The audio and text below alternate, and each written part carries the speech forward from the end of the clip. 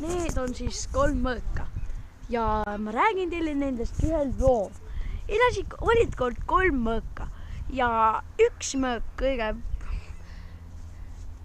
see mõõk, mida ma praegu näitan, see oli kõige uhkem ja see mõõk seal oli kõige koledam, aga see oli keskmine. Mida tema arvas? Kas ta arvas, et tema on kõige lahedam? Aga tegelikult ei.